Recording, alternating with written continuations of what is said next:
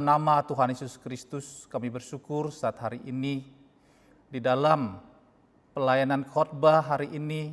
Terima kasih atas seluruh pemeliharaan-Mu, tuntunan-Mu, sehingga pelayanan hari ini dapat kami lakukan, dapat kami kerjakan oleh karena pimpinan-Mu ya Tuhan. Pada saat hari ini Engkau urapilah hamba-Mu yang menyampaikan kebenaran firman-Mu, dan biarlah saat hari ini hikmat pengertian yang ada padanya dan segala kemuliaan hanya bagi nama Yesus Kristus saja. Bagi sidang jemaat yang mendengarkan khotbah online ini, biarlah mereka semua juga dapat merasakan jamahan Tuhan. Terima kasih Tuhan untuk semuanya ini. Lindungi kami semua dengan kuasa darah Tuhan Yesus Kristus. Kirimkanlah malaikat-Mu untuk mengawal kami semua. Di dalam nama Tuhan Yesus Kristus kami berdoa dan mengucap syukur. Haleluya. Amin. Saudara-saudari yang dikasihi Tuhan, saat hari ini sungguh kita bersyukur karena di dalam pertemuan ini, di dalam pelayanan hari ini, kita akan belajar bagaimana kita ada di dalam perayaan Hari Pentakosta. Di mana hari Pentakosta itu Roh Kudus dicurahkan bagi semua orang yang percaya kepada Yesus Kristus Tuhan. Saudara terkasih di dalam Tuhan Yesus Kristus, untuk mengawali pemberitaan firman Tuhan dan mengingat akan hari raya Pentakosta ini, mari kita akan membuka di dalam kitab Kisah Para Rasul pasal yang pertama, ayat yang ketiga, keempat, ke-8 dan ke-9. Dan nanti kita akan lanjutkan dengan pasal yang kedua. Tema hari ini yang saya berikan adalah kuasa Roh Kudus di dalam kita. Mari kita sama-sama membaca Kisah Para Rasul pasal yang pertama ayat yang ketiga. Kepada mereka yang menunjukkan dirinya setelah penderitaannya selesai, dan dengan banyak tanda ia membuktikan bahwa ia hidup. Sebab selama 40 hari ia berulang-ulang menampakkan diri dan berbicara kepada mereka tentang kerajaan Bapa. Ayat keempat, pada suatu hari ketika ia makan bersama-sama dengan mereka, ia melarang mereka meninggalkan Yerusalem dan menyuruh mereka tinggal di situ menantikan janji Bapa. Yang demikian katanya, telah kamu dengar dariku, tetapi kamu akan menerima kuasa kalau Roh Kudus turun ke atas kamu, dan kamu akan menjadi saksiku di Yerusalem dan di seluruh Yudea dan Samaria dan sampai ke ujung bumi. Sesudah ia mengatakan demikian, terangkatlah ia disaksikan oleh mereka dan awan menutupnya dari pandangan mereka. Kita akan baca pasal selanjutnya, yaitu pasal yang kedua, ayat yang pertama sampai dengan ayat yang keempat. Ketika tiba hari Pentakosta, semua orang percaya berkumpul di satu tempat. Tiba-tiba turunlah dari langit suatu bunyi seperti tiupan angin keras yang memenuhi seluruh rumah di mana mereka duduk. Dan tampaklah kepada mereka lidah-lidah seperti nyala api yang bertebaran dan hinggap pada mereka masing-masing. Maka penuhlah mereka dengan Roh Kudus, lalu mereka mulai berkata-kata dalam bahasa-bahasa lain, seperti yang diberikan oleh Roh itu kepada mereka untuk mengatakannya. Saudara-saudari yang dikasihi Tuhan Yesus Kristus, kembali lagi tema yang saya berikan hari ini adalah kuasa Roh Kudus di dalam kita. Ketika kita membaca Kisah Para Rasul ini, maka dikatakan di dalam firman Tuhan bahwa Roh Kudus dicurahkan pada saat hari raya Pentakosta, di mana setelah Yesus Kristus Tuhan menampakkan dirinya, kemudian ia menjanjikan bahwa akan diberikan Roh Kudus bagi orang yang percaya kepadanya. Maka tergenapilah semuanya itu di dalam Kisah Para Rasul 2, ketika tiba hari Pentakosta, semua orang percaya berkumpul di satu tempat dan disitulah Roh Kudus dicurahkan. Saudara yang terkasih di dalam Tuhan Yesus Kristus, dalam merayakan hari Pentakosta, kita diingatkan kembali bahwa kita adalah generasi yang hidup setelah Roh Kudus dicurahkan. Kita adalah generasi yang hidup setelah Roh Kudus dicurahkan. Maka sebagai orang yang sudah percaya kepada Tuhan Yesus Kristus, kita adalah orang yang pertama yang sudah dimeteraikan dengan Roh Kudus. Di dalam Efesus 1 ayat yang ke-13, di dalam Dia kamu juga, karena kamu telah mendengar firman kebenaran, yaitu Injil keselamatanmu. Di dalam Dia kamu juga, ketika kamu percaya, dimeteraikan dengan Roh Kudus yang dijanjikannya itu. Yang kedua, sebagai generasi yang sudah hidup setelah Roh Kudus dicurahkan, maka yang kedua adalah kita orang-orang yang sudah dipenuhi dengan Roh Kudus. Dan yang ketiga adalah kita disebut sebagai saksi Kristus. Saudara yang terkasih di dalam Tuhan Yesus Kristus, keberadaan kita sebagai generasi yang hidup setelah Roh Kudus dicurahkan adalah satu hal yang sangat luar biasa. Karena ketika kita menerima keselamatan, kita dimeteraikan dengan Roh Kudus, dan kita juga memasuki tahapan dipenuhi dengan Roh Kudus. Saudara yang terkasih di dalam Tuhan Yesus Kristus, sebagai generasi yang hidup setelah Roh Kudus dicurahkan, maka ketika kita menerima keselamatan, kita dimeteraikan dengan Roh Kudus. Dan juga kita adalah orang-orang yang dipenuhi dengan Roh Kudus. Oleh karena itu hari ini, bagi kita yang sudah percaya menerima Yesus Kristus sebagai Tuhan dan Juru Selamat, sebenarnya kita adalah orang-orang yang sudah dipenuhi dengan Roh Kudus. Dan yang selanjutnya dikatakan, setelah kita dipenuhi dengan Roh Kudus, maka otomatis kita disebut sebagai saksi Kristus. Jadi kembali lagi saya ulangi, ketika kita sebagai generasi yang hidup setelah Roh Kudus dicurahkan, yang pertama, kita adalah orang-orang yang sudah dimeteraikan dengan Roh Kudus. Yang kedua, kita adalah orang-orang yang sudah dipenuhi dengan Roh Kudus. Dan yang ketiga, kita adalah saksi Kristus.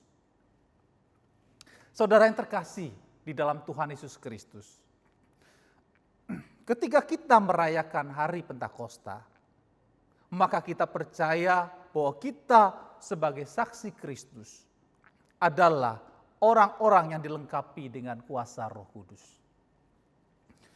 Dan ketika kita berbicara tentang kuasa Roh Kudus, maka kita dapat membaca dan diperlihatkan bahwa kepada murid-muridnya setelah pencurahan Roh Kudus itu terjadi, maka dikatakan mereka disertai dengan tanda-tanda dan mujizat yang menyertai kehidupan mereka dan pelayanan mereka. Saudara yang terkasih di dalam Tuhan Yesus Kristus, sudah banyak waktu bagi kita merayakan hari Pentakosta. Tetapi hal yang terjadi dalam jemaat mula-mula, di mana kita dapat membaca dan menemukan perkara-perkara besar yang terjadi di dalam kehidupan pelayanan mereka. Tetapi sekarang ini terkesan bahwa hari Pentakosta yang kita rayakan hanya menjadi kegiatan keagamaan saja. Tidak terlihat lagi kuasa Roh Kudus dalam kehidupan kita. Mengapa kuasa Roh Kudus yang sama pada jemaat mula-mula memudar di zaman kita sekarang ini? Sudah berlalukah kuasa Roh Kudus sekarang ini? Tentu jawabannya adalah tidak. Kuasa Roh Kudus tetap ada dan ada di dalam kita sebagai orang yang sudah diselamatkan. Oleh karena itu hari ini, mari kita mau belajar kembali dari kehidupan jemaat mula-mula, di mana kuasa Roh Kudus nyata dalam kehidupan pelayanan dan kehidupan pribadi mereka. Ada beberapa hal yang dapat kita pelajari. Yang pertama, tujuan pencurahan kuasa Roh Kudus. Saat kita berbicara tujuan dari pencurahan kuasa Roh Kudus, banyak dari antara kita lebih condong untuk fokus kepada tanda-tanda dan mujizat. lebih fokus kepada karunia-karunia roh. Tetapi hari ini kita mau sama-sama membaca untuk kita mengerti tujuan dari pencurahan Roh Kudus, yaitu di dalam Kisah Para Rasul pasal yang pertama ayat yang ke-6. Maka bertanyalah mereka yang berkumpul di situ, Tuhan, maukah Engkau pada masa ini memulihkan kerajaan bagi Israel? Jawabnya, Engkau tidak perlu mengetahui masa dan waktu yang ditetapkan Bapa sendiri menurut kuasanya. Tetapi kamu akan menerima kuasa kalau Roh Kudus turun ke atas kamu, dan kamu akan menjadi saksiku di Yerusalem dan di seluruh Yudea dan Samaria dan sampai ke ujung bumi. Melalui jawaban dari Tuhan Yesus atas permintaan dari murid-muridnya pada waktu itu, Tuhan, maukah Engkau memulihkan kerajaan bagi Israel? Kita dapat belajar satu hal. Pertama, yaitu permintaan mereka untuk memulihkan kerajaan bagi Israel kepada Tuhan Yesus Kristus. Itu berasal dari kondisi mereka yang berada dalam tekanan, dalam pergumulan, dalam beban yang berat, dalam situasi tanpa harapan. Tetapi Tuhan Yesus menjawab mereka dengan memberikan kuasa Roh Kudus. Apakah kuasa Roh Kudus hanya untuk menunjukkan tanda-tanda dan mujizat semata? Kalau kita membaca dari ayat tadi, dari permintaan, kemudian jawaban dari Tuhan Yesus Kristus, maka disinilah kita mendapat satu pengertian, bahwa kuasa yang dicurahkan pada hari Pentakosta supaya kita dapat menanggung segala perkara. Dalam Filipi 4, ayat yang ke-13, kita baca dari ayat yang ke-12 sampai dengan ayat yang ke-13. Aku tahu apa itu kekurangan dan aku tahu apa itu kelimpahan. Dalam segala hal dan dalam segala perkara, tidak ada sesuatu yang merupakan rahasia bagiku, baik dalam hal kenyang maupun dalam hal kelaparan, baik dalam hal kelimpahan maupun dalam hal kekurangan. Ayat yang ke-13, segala perkara dapat kutanggung di dalam Dia yang memberi kekuatan kepadaku. Oleh karena itu, kita mengerti bahwa tujuan pencurahan dari kuasa Roh Kudus adalah agar kita sanggup menanggung segala perkara. Walaupun itu kita berada dalam tekanan, kita berada dalam pergumulan, kita berada dalam beban yang berat atau situasi yang tanpa harapan. Tetapi karena kuasa Roh Kudus yang ada dalam diri kita, maka kita sanggup menanggung segala perkara. Itu hal yang pertama yang kita bisa belajar dari jemaat yang mula-mula. Mereka mengerti tujuan pencurahan kuasa Roh Kudus. Yang kedua kita dapat belajar yaitu korban penempatan. Di dalam Kisah Para Rasul pasal yang pertama ayat yang ke-4, ayat yang ke-8 dan yang ke-9 dikatakan, pada suatu hari ketika ia makan bersama-sama dengan mereka, ia melarang mereka meninggalkan Yerusalem dan menyuruh mereka tinggal di situ menantikan janji Bapa yang demikian katanya, telah kamu dengar dariku, tetapi kamu akan menerima kuasa kalau Roh Kudus turun ke atas kamu, dan kamu akan menjadi saksiku di Yerusalem dan di seluruh Yudea dan Samaria dan sampai ke ujung bumi. Sesudah ia mengatakan demikian, terangkatlah ia disaksikan oleh mereka dan awan menutupnya dari pandangan mereka. Yang kedua kita belajar dari jemaat mula-mula yaitu korban penempatan. Pada saat Tuhan Yesus memerintahkan murid-muridnya agar menantikan janji Bapa, dikatakan Tuhan Yesus melarang mereka meninggalkan Yerusalem. Ada penyebutan nama wilayah. Dan dikatakan pada ayat yang ke-8, ketika dikatakan tetapi kamu akan menerima kuasa kalau Roh Kudus turun ke atas kamu dan kamu akan menjadi saksiku. Disebutkan juga wilayahnya yaitu Yerusalem, Yudea, Samaria dan sampai ke ujung bumi, yang berarti masih banyak nama-nama wilayah yang akan dimasuki oleh saksi-saksi Kristus. Jadi dari hal ini kita belajar bahwa sebagai saksi Kristus, kita harus siap dengan penempatan yang Tuhan lakukan. Saudara yang terkasih di dalam Tuhan Yesus Kristus, pada saat sebelum adanya wabah COVID-19, banyak orang percaya yang memiliki banyak uang. Ketika terjadi hal-hal yang pelik di negeri ini, maka mereka akan pergi ke negara lain, akan mencari tempat yang aman. Tetapi pada saat sekarang ini, mereka orang-orang percaya yang memiliki banyak uang tidak bisa lagi untuk pergi ke luar negeri. Karena semua tempat lockdown. Dan apa artinya ini? Kita diingatkan bahwa kita adalah bagian dari bangsa ini. Dan Tuhan menempatkan kita di negeri ini untuk menjadi saksi Kristus. Tuhan menempatkan kita di negeri ini untuk menjadi saksi Kristus. Di dalam Yeremia pasal 29 ayat yang ke-7 dikatakan demikian. Usahakanlah kesejahteraan kota kemana kamu aku buang atau aku tempatkan, dan berdoalah untuk kota itu kepada Tuhan, sebab kesejahteraannya adalah kesejahteraanmu. Sekarang kita diingatkan bahwa kita dapat belajar bagaimana jemaat mula-mula bisa melakukan perkara-perkara yang besar karena Roh Kudus ada di dalam kehidupannya, yaitu mereka mengerti korban penempatan. Mungkin hari ini ada di antara kita yang seringkali tidak bisa mengucap syukur dengan penempatan yang Tuhan lakukan.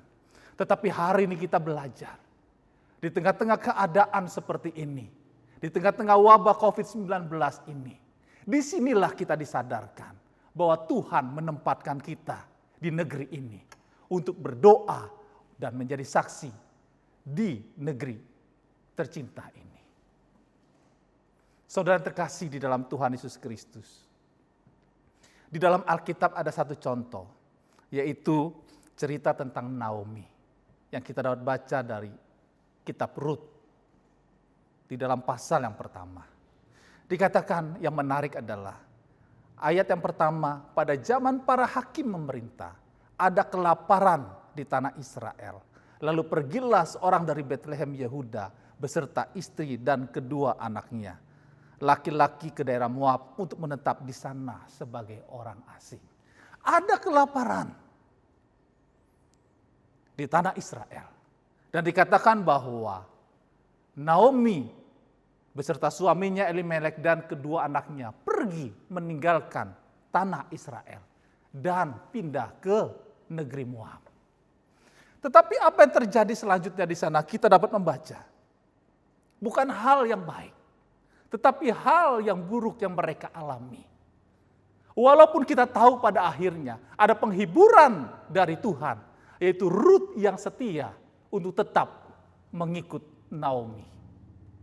Saudara yang terkasih di dalam Tuhan Yesus Kristus, ada satu pernyataan yang Naomi katakan di dalam ayat yang ke-20.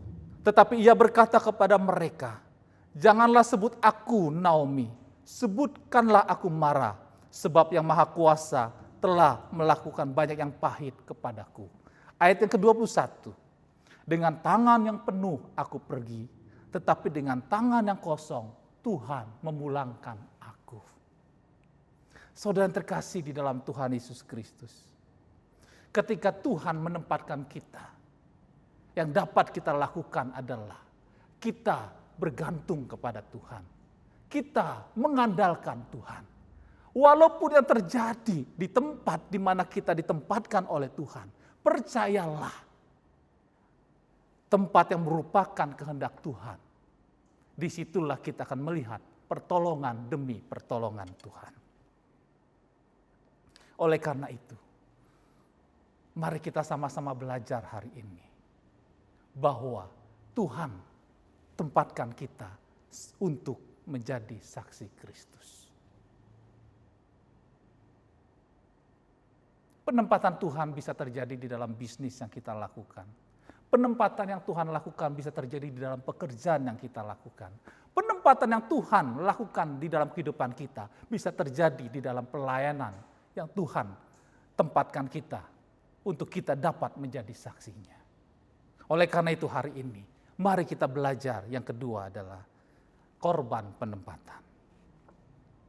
Saudara yang terkasih di dalam Tuhan Yesus Kristus, kita akan belajar hal yang ketiga dari jemaat mula-mula, yaitu memiliki hati seorang murid.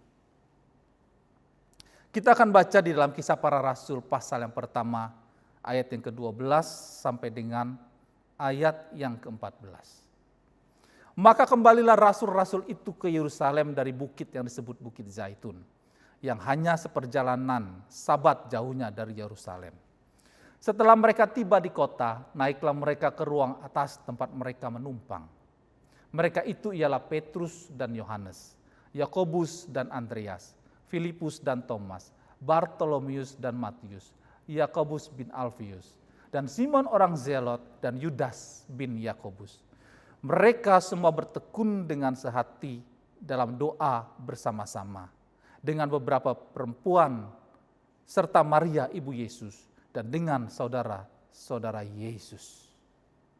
Saudara terkasih di dalam Tuhan Yesus Kristus, kita tahu bahwa ada nama-nama yang disebutkan di mana mereka dikatakan sebagai rasul. Tetapi sebelum mereka menjadi rasul, mereka adalah orang-orang yang mengikut Yesus. Mereka adalah murid-murid Tuhan Yesus Kristus. Kalau ada jabatan rasul yang ada pada mereka, oleh karena mereka memiliki hati seorang murid. Kalau ada satu perkara-perkara besar yang terjadi di jemaat mula-mula, itu karena mereka belajar untuk memiliki hati seorang murid. Kalau kita rindu hari ini, kuasa Roh Kudus yang ada di dalam kita memampukan kita untuk menjadi saksi Kristus. Maka hal yang ketiga yang harus kita belajar adalah memiliki hati seorang murid. Sebagai murid, dikatakan mereka taat, tidak memberontak, mendengar dan melakukan yang Tuhan Yesus perintahkan. Untuk mereka tetap tinggal di Yerusalem menantikan janji Bapa. Di dalam Yesaya 50 ayat yang keempat dan kelima, Tuhan Elohim telah memberikan kepadaku lidah seorang murid, supaya dengan perkataan aku dapat memberi semangat baru kepada orang yang letih lesu. Setiap pagi ia mempertajam pendengaranku untuk mendengar seperti seorang murid. Ayat kelima, Tuhan Elohim telah membuka telingaku dan aku tidak memberontak, tidak berpaling ke belakang. Jadi kalau kita melihat, membaca pada jemaat yang mula-mula terjadi perkara-perkara yang besar, maka yang harus kita belajar hari ini adalah agar kita memiliki hati seorang murid. Kalau mungkin ada pemberontakan di hati kita, mari kita datang kepada Tuhan. Tuhan, biarlah hatiku dapat menjadi hati seorang murid yang dapat taat, tidak memberontak, yang mau mendengarkan dan melakukan apa yang menjadi perintah-Mu. Kita akan masuk dalam poin yang keempat. Dari jemaat mula-mula kita bisa belajar. Di poin yang keempat ini yang ingin saya sampaikan adalah hidup di bawah satu penggembalaan. Mari kita akan baca dalam Kisah Para Rasul 2 ayat yang ke-42, 43 dan 46. Mereka bertekun dalam pengajaran rasul-rasul dan dalam persekutuan. Dan mereka selalu berkumpul untuk memecahkan roti dan berdoa. Ayat ke-43, maka ketakutanlah mereka semua sedang rasul-rasul itu mengadakan banyak mujizat dan tanda. Ayat yang ke-46, dengan bertekun dan dengan sehati mereka berkumpul tiap-tiap hari dalam bait Tuhan. Mereka memecahkan roti di rumah masing-masing secara bergilir dan makan bersama-sama dengan gembira dan dengan tulus hati.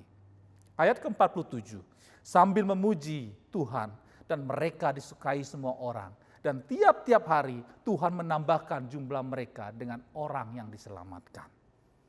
Poin yang keempat adalah hidup di bawah satu penggembalaan. Di dalam Kisah Para Rasul pasal yang kedua, ayat yang ke-42, kita menemukan ada kalimat memecahkan roti. Di dalam ayat yang ke-46 dikatakan kita menemukan lagi kalimat memecahkan roti di rumah masing-masing. Kalau kita teringat dengan kata memecahkan roti, maka kita dapat melihat di dalam Lukas 22 ayat ke-19. Lalu ia mengambil roti, mengucap syukur, memecah-mecahkannya, dan memberikannya kepada mereka.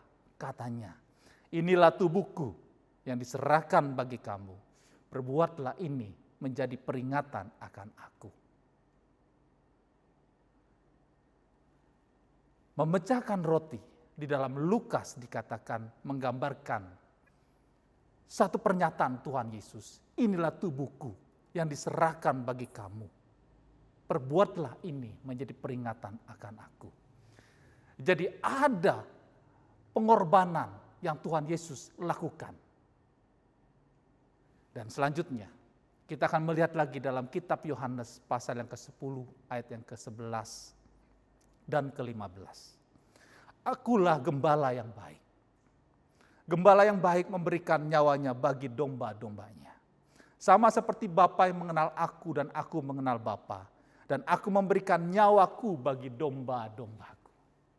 Kalau kita membaca dari kitab Lukas dan kemudian dalam kitab Yohanes, di dalam kitab Lukas memperlihatkan bagaimana kasih Tuhan Yesus Kristus bagi kita semua. Tetapi dalam kitab Yohanes dituliskan bahwa Tuhan Yesus memberikan nyawanya bagi domba-dombanya. Dan dikatakan di situ Tuhan Yesus sebagai gembala yang baik.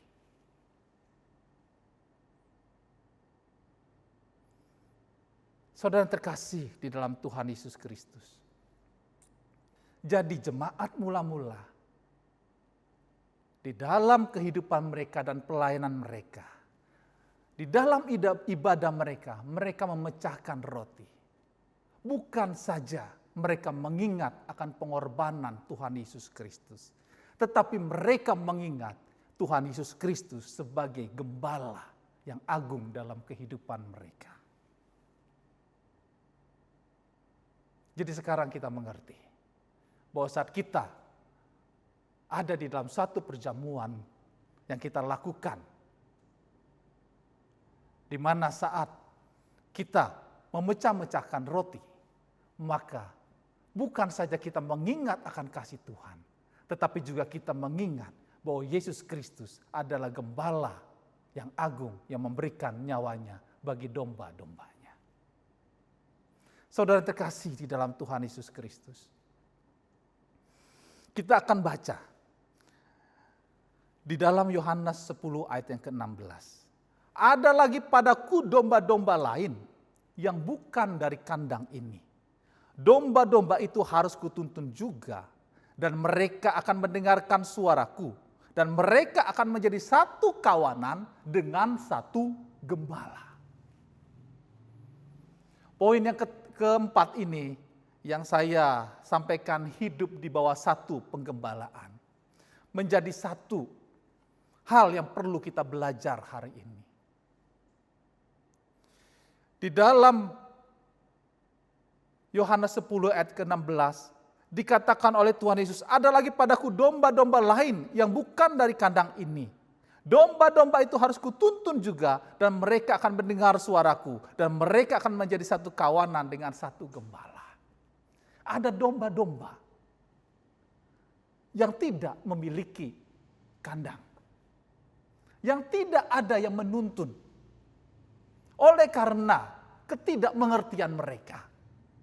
Oleh karena banyak pengajaran yang mengatakan, ke gereja manapun sama saja. Yang penting ke gereja setiap minggu. Tetapi hari ini firman Tuhan mengingatkan kita, bahwa ketika Tuhan Yesus melihat ada domba-domba yang bukan dari kandang ini, maka dikatakan Tuhan Yesus menuntun domba-domba tersebut agar menjadi satu kawanan dan dengan satu gembala.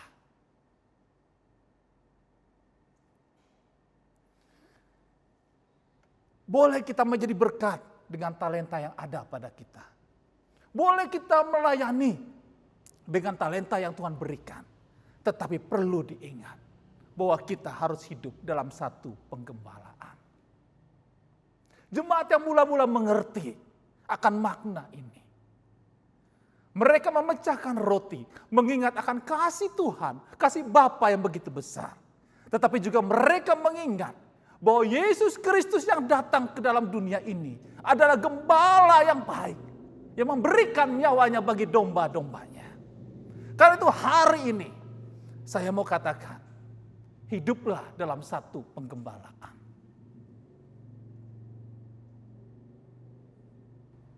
Jangan lagi pernah berpikir, ke gereja manapun sama. Yang penting saya pergi ke gereja. Dalam pelajaran hari ini, dari jemaat mula-mula, mereka mengerti hidup di bawah satu penggembalaan. Sehingga kuasa Roh Kudus itu mengalir, membuat mereka dapat melakukan perkara-perkara yang besar. Karena mereka mengerti hidup di bawah satu penggembalaan. Hari ini, di dalam kita memperingati Hari Pentakosta, kembali lagi kita belajar dari jemaat yang mula-mula, di mana kuasa Roh Kudus yang ada pada mereka ada dalam kehidupan kita. Yang pertama yang kita mesti belajar adalah tujuan pencurahan kuasa Roh Kudus, yaitu agar kita sanggup menanggung segala perkara. Yang kedua adalah kita belajar dari jemaat yang mula-mula, korban penempatan. Yang ketiga adalah memiliki hati seorang murid. Yang keempat, hidup di bawah satu penggembalaan. Hari ini, mari kita sama-sama belajar. Kita rendahkan hati kita di hadapan Tuhan. Biarlah perayaan Hari Pentakosta bukan sekedar kegiatan keagamaan semata. Tetapi benar-benar kuasa Roh Kudus yang ada dalam diri kita memampukan kita untuk menjadi saksi Kristus dan melakukan perkara-perkara yang besar. Amin buat firman Tuhan. Mari kita berdoa. Bapa, di dalam nama Tuhan Yesus Kristus, terima kasih untuk firman-Mu hari ini. Dan biarlah ajar kami untuk kami lebih mengerti. Banyak hal Tuhan, di mana di saat kami memperingati, merayakan Hari Pentakosta, kami kehilangan akan kuasa-Mu dalam kehidupan kami. Oleh karena ketidakmengertian kami, ataupun oleh karena banyak sekali doktrin-doktrin yang kami terima. Sehingga Tuhan, yang seharusnya kuasa Roh Kudus bekerja dalam hidup kami dan memampukan kami menjadi saksi-Mu di tengah-tengah bangsa ini. Tetapi hari ini kami mau belajar dan belajar. Terima kasih Tuhan untuk semuanya ini. Dan saat hari ini segala kemuliaan hanya bagi Tuhan Yesus saja. Di dalam nama Tuhan Yesus Kristus kami berdoa dan mengucap syukur. Haleluya. Amin. Jemaat bersama-sama berdiri. Sebagaimana iman percayamu, Bapa menyinarkan wajahnya ke arah engkau. Terimalah rahmat dan anugerah dari Bapa di sorga, kasih yang sempurna dari Tuhan Yesus Kristus, pimpinan, persekutuan, dan kuat kuasa Roh Kudus menyertai saudara masing-masing mulai hari ini sampai Maranatha. Kita jumpa Tuhan di awan-awan yang permai. Haleluya. Bersama-sama katakan amin. Selamat Hari Raya Pentakosta 2020. Tuhan Yesus Kristus memberkati.